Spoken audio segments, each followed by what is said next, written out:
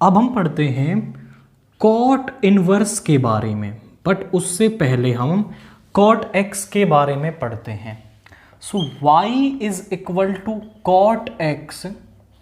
Cot x को हम लिख सकते हैं cos x upon sine x.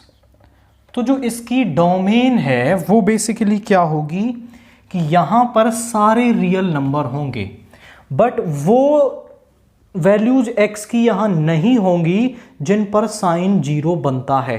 और साइन जीरो किस पर बनता है? साइन n पाई पर क्या होता है? जीरो होता है। यानी कि यहां n पाई आपको बाहर रखना पड़ेगा and n is a integer. तो सारे रियल नंबर्स, उनमें केवल n पाई आपका नहीं है, और जो इसकी रेंज है वो रियल नंबर्स हमारे पास होगी। अब हम इसका ग्राफ बनाते हैं कॉट एक्स का।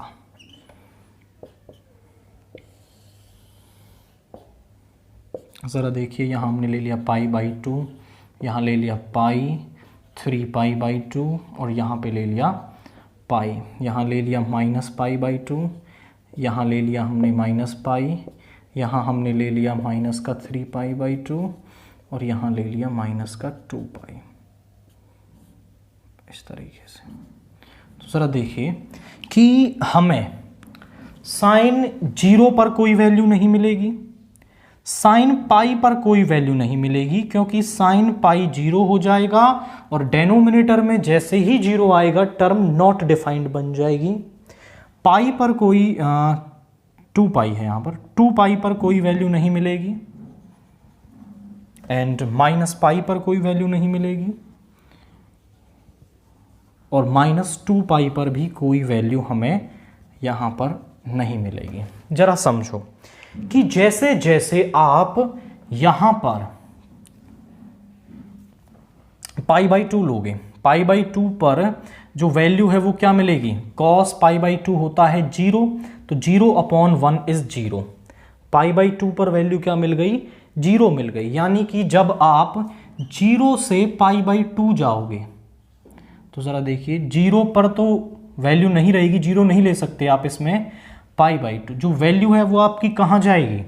0 से पाई बाई 2। पाई बाई 2 पर तो वैल्यू इसकी आएगी 1, यहाँ पे आ जाएगी। पाई बाई 2 पर वैल्यू आ जाएगी 0, क्योंकि कॉस पाई बाई 2 क्या होता है आपका? 0 होता है। तो वैल्यू आपकी आएगी 0 से कहाँ जाएगा? जैसे जैसे साइन 0 की तरफ बढ़ेगा इन्फिनिटी की तरफ टेंड कर जाएगा। तो यहां 0 से इन्फिनिटी वैल्यू जाएगी। और जब आप पाई बाई 2 से पाई लोगे, देखिए पाई बाई 2 इसमें होगा, क्योंकि पाई बाई 2 पर वैल्यू मिल रही है हमें, और यहां पाई इसमें नहीं होगा।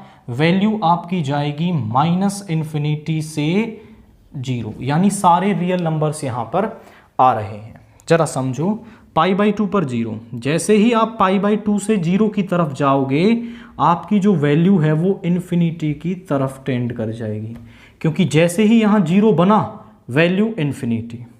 और जब पाई बाई 2 से पाई जाओगे, तो पाई बाई 2 से पाई जो कॉट एक्स है सेकेंड क्वाड्रेंट में नेगेटिव होता है, और पाई पर ये जो साइन है वो 0 बनेगा। और जैसे ही डेनोमिनेटर 0 की तरफ बढ़ेगा, जो टर्म है वो इन्फिनिटी की तरफ जाएगी, बट नेगेटिव। तो यहां पर ये इस तरीके से नेगेटिव इन्फिनिटी की तरफ टेंड कर जाएगा। 3 पाई बाई 2 पर ये होगा 0, और इस तरीके से आपका ग्राफ यहां पे भी आ जाएगा। यहां पर भी आप बना सकते हो, इस तरीके से आपका ग्राफ बनेगा। अब यहां आप देखो तो ये पाई बाई 2 पर भी 0 है, 3 पाई बाई 2 पर भी 0 है, माइनस पाई बाई 2 पर भी 0 है। यानी जो कॉट एक्स है वो आपका 1 1 यहां पर नहीं है। और जब तक ये 1 1 नहीं है, 1 1 ऑन 2 नहीं है, तब तक आप कॉट इनवर्स एक्स को डिफाइन नहीं कर सकते। यानी जब अगर हमें इसे के कॉट इनवर्स को डिफाइन करना है, तो हमें इसकी डोमेन को रेस्ट्रिक्ट करना पड़ेगा इस तरीके से कि जो आपका इसका इन्वर्स है, जो कॉट है, कॉट एक्स है, वो 1 1 ऑन 2 बन जाए, और हम उसका इन्वर्स यहां डिफाइन कर पाए। देखिए कैसे, कौन से वाले पार्ट में हम यहां ले लें कि आपका जो वैल्यू है वो 1 1 ऑन 2 रहे। तो आप देखो यहाँ π/2 से 0 की तरफ, π/2 से 0 की तरफ सारी पॉजिटिव वैल्यूज ले रहा है और π/2 से π ये सारी नेगेटिव वैल्यूज ले रहा है, यानी पूरी अपनी जो रेंज है उससे क्या कर रहा है, ये मैप कर रहा है। तो जब हम cot x को लेंगे, cot x को हम लेंगे 0 से π, जरा चेक करना 0 और π पर मैं ओपन इंटरवल ले रहा हूं क्योंकि 0 और π दोनों पर साइन 0 हो जाता है और टर्म इन्फिनिटी बन जाएगी, नॉट डिफाइंड बन जाएगी। तो ये पूरी रेंज को अपनी कवर कर रहा है। तो यहां पर ये 1 1 भी है, दिस इज 1 1 ऑन 2 भी है, दैट मीन्स फंक्शन जो है वो इनवर्टिबल है। तो इस पर्टिकुलर डोमेन पर ये क्या आ रहा है, 1 1 ऑन 2 आ रहा है। आप पूछे सर क्या केवल यही डोमेन हो सकती है? नहीं, आप आगे भी चाहो तो इसे बना सकते हो। पाई से 2 पाई ले लो आप, इस पर भी 1 1 ऑन 2 रहेगा, बट पाई और 2 पाई दोनों नहीं होंगे। आप चाहो तो इधर ले लो, यहाँ पे -π से 0 ले लो, इसमें भी फंक्शन 1 1 ऑन 2 रहेगा। अब जब हम कॉट इनवर्स की डोमेन लिखेंगे तो कॉट इनवर्स की डोमेन बन जाएगी रियल नंबर्स और उसकी जो रेंज है वो बन जाएगी ओपन इंटरवल 0 to π। और इस वाली जो रेंज है इसको हमने नाम दिया है principal value branch. This is known as principal value branch या प्रिंसिपल रेंज। ये भी, इन पर भी 1 1 ऑन 2 है फंक्शन, बट वहां उस वाली जो डोमेन और रेंज है उसको, रेंज को हमने प्रिंसिपल वैल्यू ब्रांच नाम दिया है। और हम इसका ग्राफ यदि बनाएं कॉट इनवर्स y का, तो देखिए कैसे हम बनाएंगे।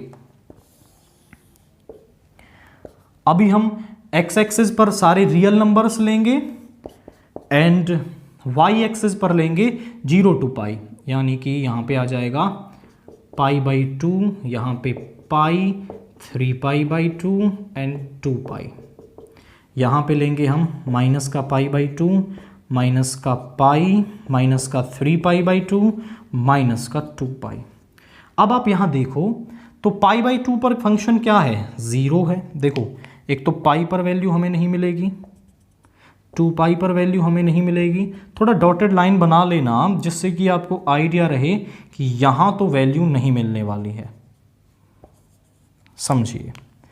π/2 पर क्या है वो, π/2 पर है वो 0, और π/2 से जैसे ही आप 0 की तरफ बढ़ रहे हैं पॉजिटिव इन्फिनिटी की तरफ जा रहा है, तो π/2 से 0 पॉजिटिव इन्फिनिटी की तरफ, और π/2 से π/2 से π वो नेगेटिव इन्फिनिटी की तरफ टेंड कर रहा है। यानी ये ग्राफ आ गया कॉट इनवर्स x का उसकी प्रिंसिपल वैल्यू ब्रांच में 0 to π, इसके अंदर उसका ग्राफ ये है। आप बोले सर इनके लिए भी बना सकते हैं, डेफिनेटली हम बना सकते हैं। π से 2π हम जाएंगे तो जरा देखिए 3π/2 पर वो 0 होगा, 3π/2 पर 0 है, 3π/2 से π की तरफ जाओगे तो पॉजिटिव इन्फिनिटी की तरफ टेंड कर जाएगा, यानी इस तरीके से।